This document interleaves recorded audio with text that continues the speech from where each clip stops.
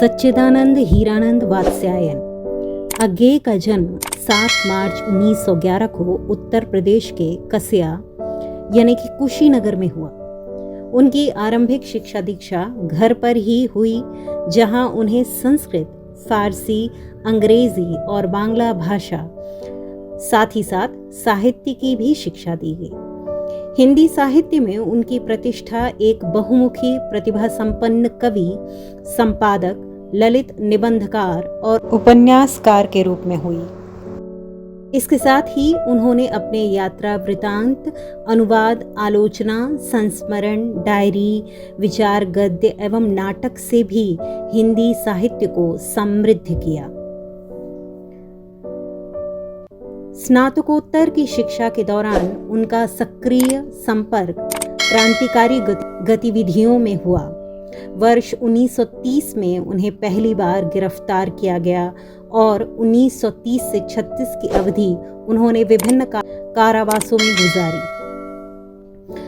कारावास में रहकर उन्होंने छायावाद, मनोविज्ञान, राजनीति विज्ञान, अर्थशास्त्र, विधि आदि विषयों का अध्ययन किया और अपनी कुछ प्रमुख कृतियों का सृजन किया। उनके अज्ञेय उपनाम के पीछे की रोचक कथा यह है कि दिल्ली जेल में लिखी अपने 7.5 कहानियां उन्होंने प्रकाशन के उद्देश्य से जैनेन्द्र कुमार को भिजवाई।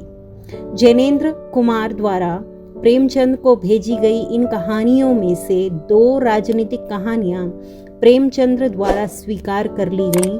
चूंकि कारावास से भेजी गई इन कहानियों के लेखक का नाम उजागर करना उपयुक्त नहीं था, निर्णय लिया गया कि लेखक के नाम की जगह अज्ञेय अर्थात अज्ञात नाम का उपयोग किया जाएगा। अज्ञेय ने बाद में एक बार बताया था कि उन्होंने अपना यह उपनाम पसंद नहीं था, हालांकि उन्होंने इसे स्वीकार कर लिया।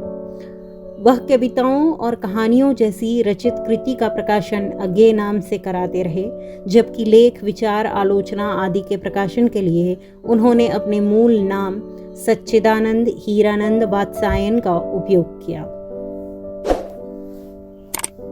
अज्ञेय को कविता में प्रयोगवाद का प्रवर्तक कहा जाता है। उनके संपादन में निकले तार सप्तक और दूसरा सप्तक की प्रयोगवादी काव्य प्रवृत्तियों को देखते हुए इसे एक नई धारा के रूप में चिन्हित किया गया। इसे पूर्व की काव्य प्रवृत्तियों, छायावाद और प्रगतिवाद की प्रतिक्रिया में व्युत्पन्न माना गया। अज्ञेय को नई कविता धारा का भी पथ प्रदर्शक माना गया। उनके संपादन में प्रकाशित दूसरा सप्तक और तीसरा सप्तक के कवि नई कविता के प्रमुख कवियों में शामिल हैं। उनकी प्रमुख रचनाओं में से है शेखर एक जीवनी, नदी के द्वीप, अपने अपने अजनबी उपन्यास, अरे यायावर रहेगा याद, एक बूंद सहसा उछली, यात्रा वृतांत, त्रिशंकु आत्मने पद निबंध, विपथका, परंपरा, कोठरी की बात, शरणार्थी, जयदोल और ये तेरे प्रतिरूप कहानी संग्रह प्रमुख रचनाएं हैं। काव्य भाषा का विकास किया है।